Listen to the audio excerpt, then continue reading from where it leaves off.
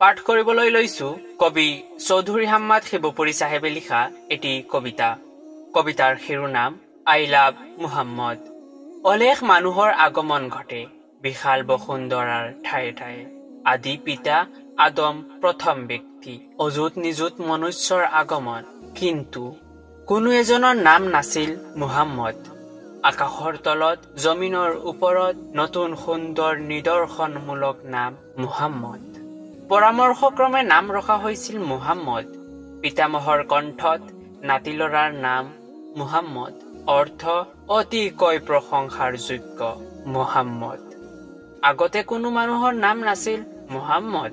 সকলো আচৰিত হৈছিল নতুন নাম শুনি মুহাম্মদ। আহক হিয়া উজাৰি সকলোৱে কওঁ আই লাভ মুহাম্মদ। শয়নে সপোনে সকলোতে কওঁ আই লাভ মুহাম্মদ। তেওঁ বিশ্ব নবী, শ্ৰেষ্ঠ নবী, শেষ নবী মুহাম্মদ সাল্লাল্লাহু আলাইহি ওয়াসাল্লাম। কবি চৌধুৰী হাম্মাদ শিৱপুৰী, হাম্মাদিয়া কান্তি নিকেতন, শিৱপুৰ নং 1।